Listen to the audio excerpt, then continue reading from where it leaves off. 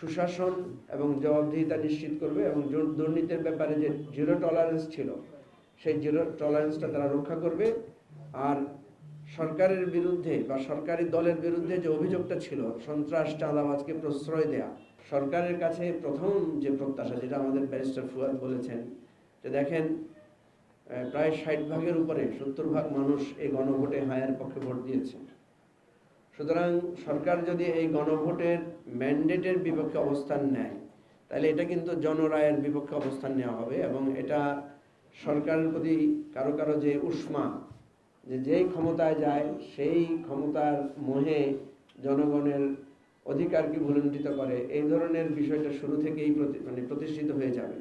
গতকালকে তারা যে সংস্কার পরিষদের শপথটা নেয় নাই, এটা আমি মনে করি খুব অনুচিত হয়েছে।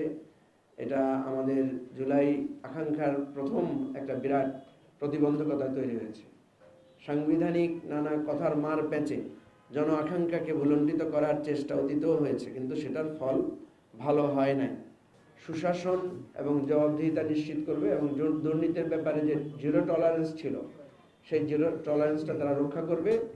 আর সরকারের বিরুদ্ধে বা সরকারি দলের বিরুদ্ধে যে অভিযোগটা ছিল সন্ত্রাস চাঁদাবাজকে প্রশ্রয় দেয়া, আমি আপনাদেরকে একটা কথা স্মরণ করিয়ে দিতে চাই।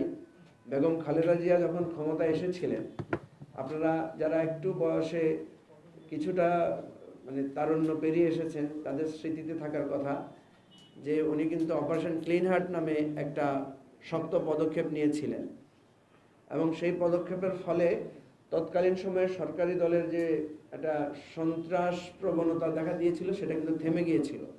তা আমরা মাননীয় প্রধানমন্ত্রী, বর্তমান প্রধানমন্ত্রীকে অনুরোধ করব যে আপনি এ ধরনের একটা দৃঢ় পদক্ষেপ নেন। স্বরাষ্ট্রমন্ত্রী যিনি হয়েছেন আমাদের অত্যন্ত প্রিয় শ্রদ্ধেয় সালাউদ্দিন ভাই, যার সাথে আমরা সংস্কার কমিশনে দীর্ঘ সময় কাজ করেছি, তার প্রতিও আমার অনুরোধ থাকবে যে বাংলাদেশে স্বরাষ্ট্রমন্ত্রীদেরকে নিয়ে অতীতে নানা ধরনের ফান্ড, নানা ধরনের মানুষের কাছে হাস্যরস তৈরি হয়েছে। তো এই প্রথাটা উনি ভেঙে দিবেন এবং নিরপেক্ষভাবে একটা দৃঢ়ভাবে তিনি এই ব্যাপারে পদক্ষেপ নেবেন, এটা আমরা প্রত্যাশা করি সরকারের কাছ থেকে।